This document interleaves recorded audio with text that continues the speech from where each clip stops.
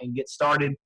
Last week, we talked about building a written list, and so I want to kind of go back and refresh on building your written list. That's the foundational building block of the business. You always want to have a written list, and you want to be adding to it constantly.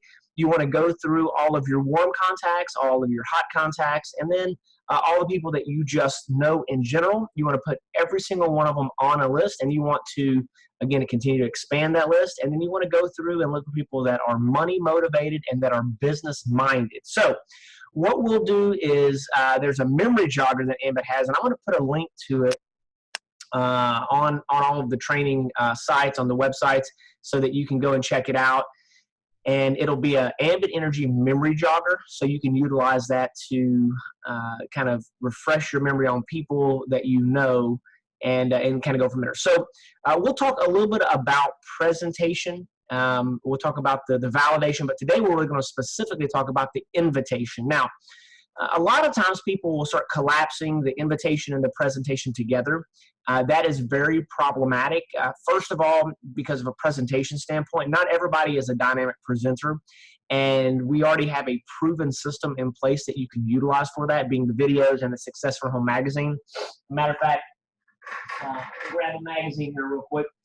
This is a magazine that I got that was signed by some of the top income earners last weekend down in the Houston area at a training called Illumination. But inside this magazine, there is a Ambit opportunity video that's right here, and it's set inside there. It's a DVD. We've also got those videos online that you can utilize, and we highly recommend that you use that for the presentation. Okay, so what you want to do is get the invitation down, and what that looks like is you want to ask people if they're open to making an additional stream of income. Now, what does that sound like? You know, do they want to make some extra money? Some people might say, if they're the younger crowd, hey, are you open to a side hustle? You know, do you want to make some extra money? Do you want to make a few extra bucks? Those kind of things. So really, it's no more than 5 to 10 seconds, okay?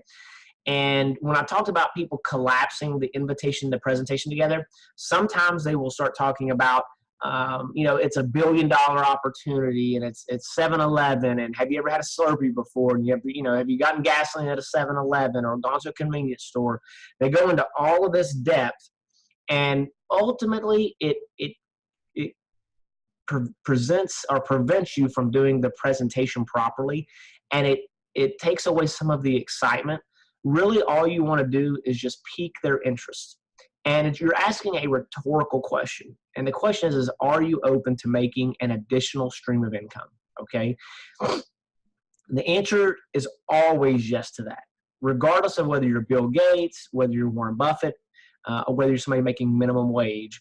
Everybody wants to make extra money. Now, the question is, are they prepared to do what it takes to earn that extra money? And it depends on what it is that they're going to be doing. So that's always what the clarification becomes. And what you want to do is you always want to be in a hurry. You want to be a very active individual. People like to do business with busy people because they get things done.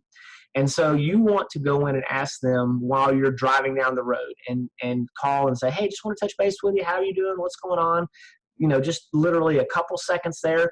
Hey, I thought about you today. I've got a new venture that I'm kind of starting up and I'm working on right now. I just want to see, are you open to maybe making some extra money? And of course, they're going to say yes, just depends on what it is. And when they say that, you say, look, I don't have time to get in all the details right now. When can I get about maybe 20 to 30 minutes of uninterrupted time with access to the internet? And what you want to do is to isolate their schedule, not while they're riding a train, not while they're driving, but while they have access to the internet. You can meet with them in person, and maybe at a coffee shop, something along those lines. Or if that's not something that necessarily works, you can do it over the phone, but you need them to have uninterrupted time and access to the internet. Okay, so those are the things that we're looking for. And once you get that time scheduled, what you're going to do is say, okay, I got to run real quick. I'll catch up with you. I look forward to meeting with you. I look forward to talking to you at that time. When they start getting into all of the questions and stuff, you just have to kind of, hey, I got to run real quick. I'll talk to you later. And that can be something that you're doing on a regular basis, where you're making it while you're walking to the train station. Hey, I'm fixing to jump on a train. I can't talk right now. I don't have long. I got to jump on this train. So you do it. You want to be honest. You want to be straightforward with people, but you don't want to just do it while you're, oh, I got all the time in the world. Let's chat about it, because then it doesn't have that urgency that's associated with it. Okay. So you'll go through the list, and then you'll make notes on your list of who you've contacted, what's going on, have you followed up with them, have you showed them the plan, is what's called STP, show the plan. That's what you're ultimately trying to do.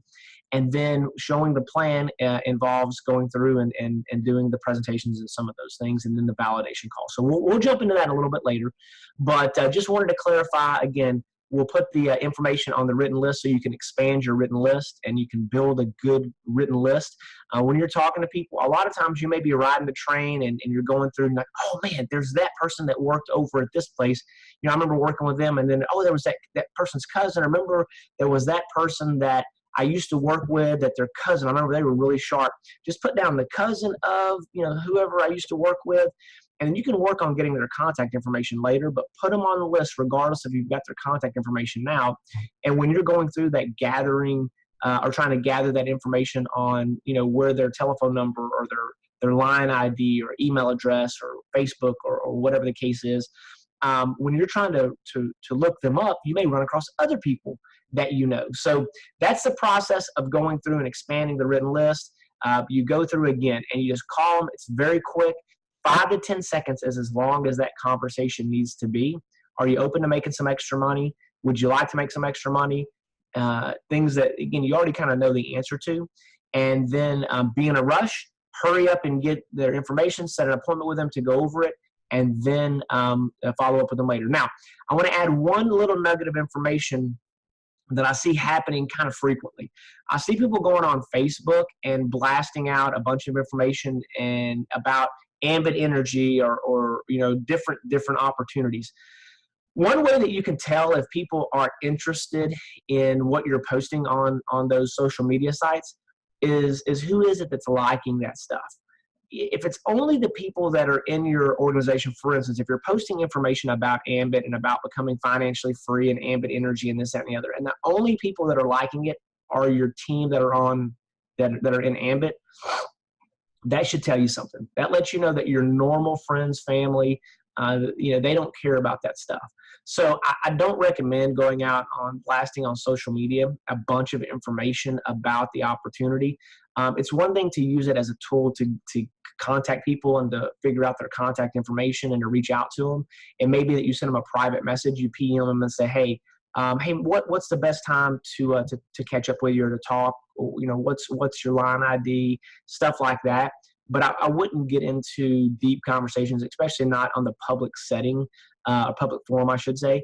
So just make sure that whenever you're reaching out to people in those settings that you can have some activity. And also what happens is whenever you start posting stuff about Ambit Energy, really people just start Googling it, looking for stuff. And normally whenever they're Googling things, what they're looking for is negative stuff. That's just a human nature thing. So then they start looking up complaints and blah, blah, blah. And it only pulls up the negative, but it doesn't talk about all the positive things that are going on. And so it just kind of puts them in a negative mindset, and it makes it more difficult for you to be effective.